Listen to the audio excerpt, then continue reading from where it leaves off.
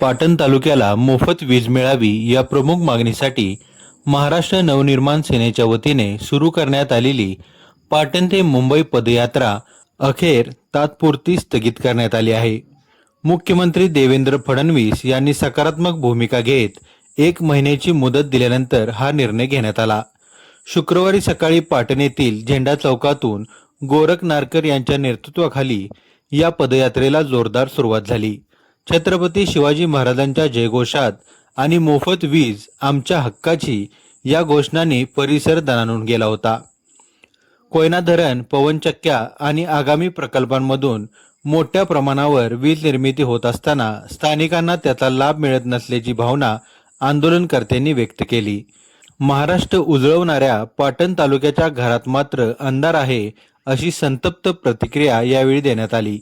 या पदयात्रेला मनसेसह विविध पक्ष, संघटना आणि नागरिकांनी मोठा पाठिंबा दिला। भाजपाचे जिल्हा सरचिटणीस याज्ञसेन पाटणकर यांनीही आंदोलनात सहभागी होत समर्थन जाहीर केले। दरम्यान पोलीस निरीक्षक अविनाश कवटेकर यांच्या मध्यस्थीनंतर आंदोलन प्रतिनिधींना साताऱ्यात मुख्यमंत्री देवेंद्र फडणवीस यांची भेट घेण्याची संधी मिळाली। गोरख नारकर आणि शिष्टमंडळाने मुख्यमंत्र्यांना निवेदन सादर केले।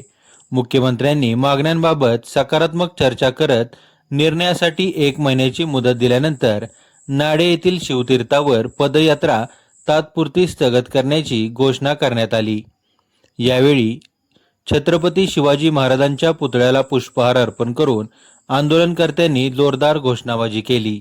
मोफत वीज मिळाल्याशिवाय लढा थांबणार नाही, असा निर्धार गोरख नारकर यांनी व्यक्त केला असून 1 महिन्यात निर्णय न झाल्यास पुन्हा मंत्रालयावर धडक देण्याचा इशाराही यावेळी देण्यात आला।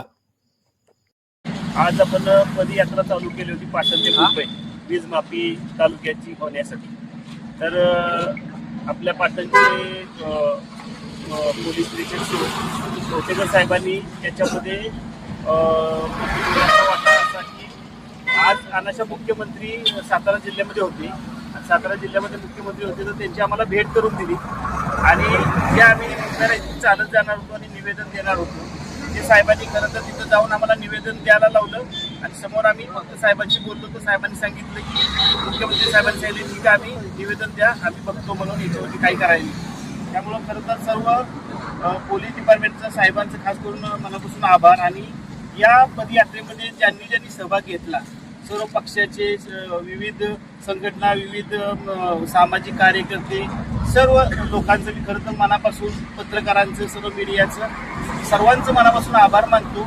आणि आपण पदयात्राची पाटण ते मुंबईचे जाणार होतो हे खरं तर मुख्यमंत्र्यांना आता आपण पत्र दिलं नाही, त्यामुळे 1 महिन्यासाठी आपण आज इथेच शिवतीर्थावरती स्थगित करत आहे, हे तुमच्या माध्यमातून जाहीर